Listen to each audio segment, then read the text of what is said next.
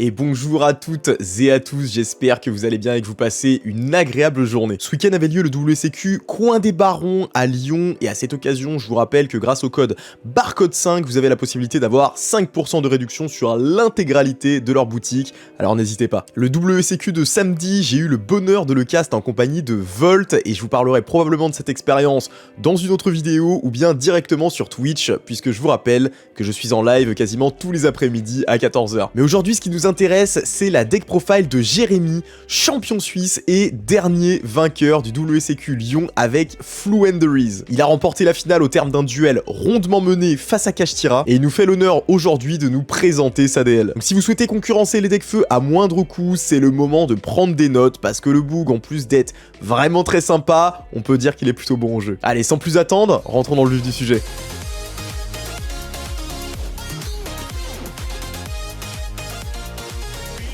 Ok, bonjour les gars, on est là pour la deck profile Fluenderies avec le sieur Jérémy qui vient de remporter le WSEQ. On est où déjà? À Lyon. À Lyon, WSEQ Lyon. WSEQ Lyon, donc 350, un peu plus de 350 joueurs. Ouais. Donc ça régale. Écoute, je te laisse tout simplement nous parler, de nous montrer ta magie, quoi. Ok. Bon bah... Pas grand chose de spécial pour le début. 3 shifters. Ok. C'est la seule entrap que je joue parce que t'as pas envie de rentrer dans TTT ou PTT qui est partout. Donc souvent t'auras une main ou t'auras juste un starter ou quelque chose et rentrer dedans, bah tu te fais tuer. Donc, j'ai pas besoin d'expliquer comment elle est forte. Pour les petits, le ratio classique. Il y en a qui jouent la magie rapide, la nouvelle, et qui jouaient 3 stries, bah, l'Open d'Allemagne, mais je trouve vraiment pas ça fou. Tu rentres dans Droll, tu rentres dans tellement de choses que tu perds. 2 MPN classique. Ça c'est pour les monstres. Impeccable. Derrière les magies, les 6 pots comme d'habitude. Les 3 maps, terraforming. Terraforming c'est là. En fait tu rentres dans Droll pour rien. J'ai perdu une fois où j'ai du pass turn parce que j'ai dû aller chercher, tu préfères autre chose. Donc peut-être ça se cote, je sais pas. Mais en même temps, Max c'est tellement fort. Donc, bonne question. La magie rapide et la continue, la meilleure carte du deck. Tu out tout et c'est ce qui te permet de gagner au grind en fait. Donc, rien à faire. 2 trusts, 1 TTT. Tu vas de toute façon dans ce format te faire trap, donc tu vas chercher, tu vas chercher la trappe harpier, tu dis pass turn à l'autre et tu repars quoi. Et 2 fissures, 2 dark ruler. Fissure, c'est pour éviter Veiler et Droll particulièrement et d'avoir un free match-up contre Snake Eye, tu l'actives, tu start, tu l'actives, t'as gagné littéralement. C'est vrai que c'est une dinguerie et je suppose que même en second, la carte peut quand même te servir. Elle est trop forte en second. Parce qu'en fait, il y en a, si les bons joueurs, si tu l'actives en premier, soit ils vont la néguer, soit ils vont faire flamberge, IP, faire IP et pour la bannir. Mais s'ils la laissent sur le terrain, t'as quoi que ce soit pour néguer ou repartir, ils ont perdu. Donc j'ai eu les 2 cas. J'ai eu un cas où on me l'a laissé, c'était fini, il a perdu. Et l'autre où on me l'a enlevé direct, mais ça bête la IP. Derrière, si t'as Dark Ruler ou n'importe quoi, c'est tout bon. Donc Dark Ruler, c'est fort contre tout le monde. Je joue pas d'untrap, donc forcément il me faut quelque chose pour pouvoir remonter un board. Et en fait là tout joue et t'as pas envie, ton pire ennemi c'est...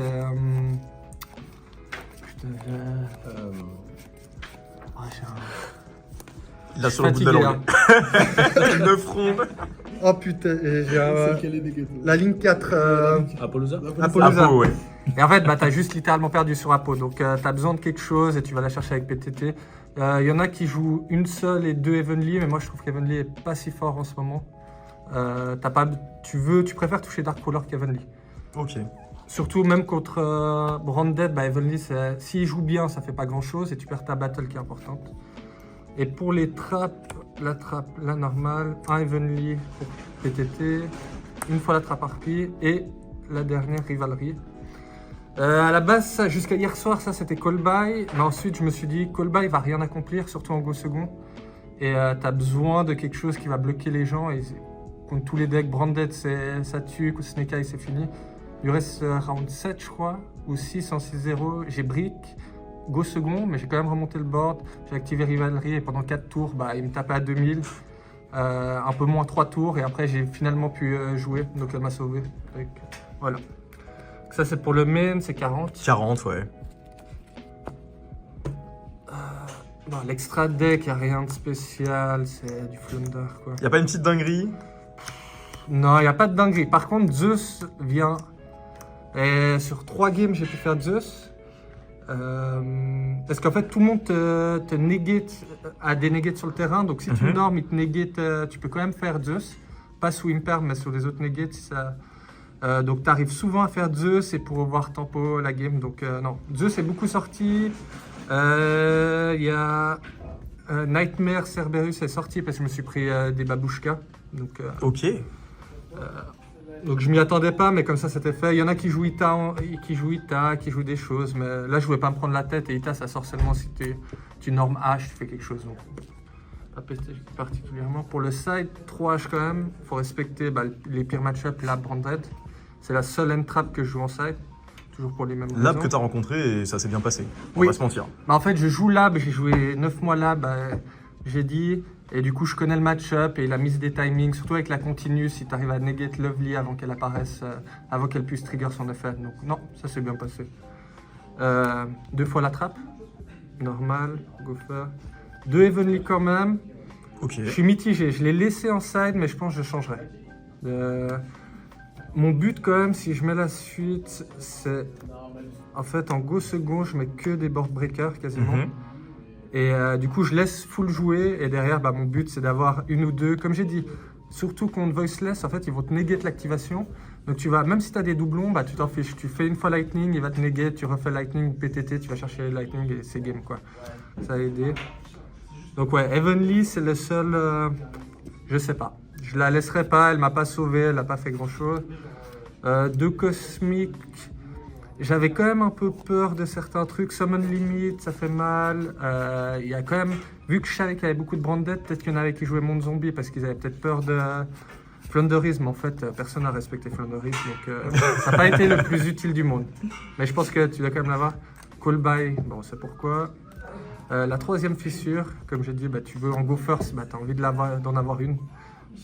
Et un dernier plumeau pour cible à PTT. Comme ok. S'il y avait des modifications à faire dans ta decklist, évidemment, tu as parlé un petit peu des Evenly. Ouais. Est-ce qu'il y a d'autres cartes qui ont sous-performé ou surperformé? Mais il n'y a rien, je changerai rien, je pense. En tout cas, tant que le format est comme ça et que les gens jouent comme ça, non.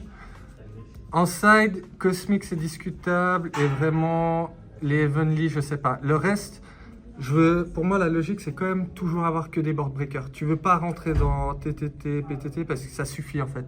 Surtout dans le format actuel. Branded, c'est compliqué. J'ai juste joué contre Gab et c'est ma seule draw. Mais autrement, le reste, je garde la même chose. Donc, non, rien de spécial. Eh bah écoute, c'est impeccable. Merci. Est-ce que t'as des shout-outs peut-être, ou quelque chose à dire? J'en sais rien. Là, je vois qu'il y a tout le crew quand même autour. Ouais. Faut en parler. L'équipe de champions là. Non, c'est cool. Non, merci à eux. T'as les deux, ils jouent vraiment casu, qui jouent pas beaucoup, et voilà, ils viennent tout le temps, même à des tournois loin, juste pour nous encourager. Lui, il fait que de la merde depuis pas longtemps, depuis ces derniers temps, mais voilà. Et du coup, non, c'est pire cool. Non, merci à eux, merci à tous ceux de Suisse avec qui on joue régulièrement, et même les Français. En vrai, je me suis fait pote avec beaucoup d'eux, et tu vois, ils sont toujours cool. Ils disent juste que je joue des decks de merde, mais mais autrement, non. Merci à tout le monde. C'est des jaloux. Impeccable. Et ben en tout cas, félicitations à toi. Si jamais on veut te retrouver, est-ce que tu as des réseaux, quelque chose sur lequel on peut te suivre? Non, j'ai rien du tout. Rien du tout.